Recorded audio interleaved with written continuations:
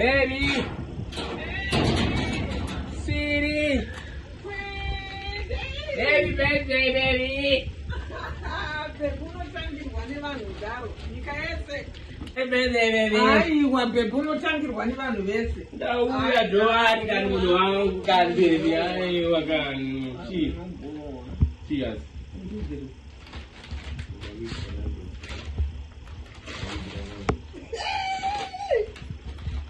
Awigira nando singoja. Kuti ringi yacho.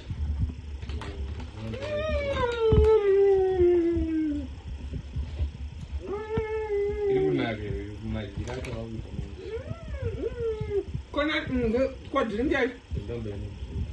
Yeah? Unuti ikwe. Unokanga unotenga drink kuti ndidzibwe. Saka uda ndipedzisa. Ibhebhidhe here yawandigira kana kuti uda ndipedzisa. Ndawigira ba. Aiwa ndidi izvozvo. Ndikana ndikutenga nesina dzinga ndidi. Ndipedzisa ndongake. Mwaitonotora. Atora. Aujada. Ndodya sei isina drink. Endo nditenga drink. Ndikakatoda. Aiwa.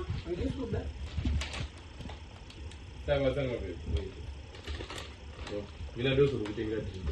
Alright. Ngoja nijika kurudia. Ndingira. Happy birthday to you. Happy birthday to you. How old are you now? How old are you?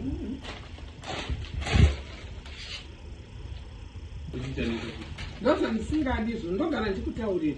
How old are you? How old are you kuita sei? Sei uri bharanzi iwe uri kubvunza munhu makore iwe. Saka ndikakutengere nyama yekuti usikongoita usina ndudza makore. Ndinokudza ndokudzire makore angu. Uri wadi? Saka ndinako wakambondibvunza makore here iwe. Inanzi ndi munhu ane muedzi wasatani. Handidi. Handisi kuda.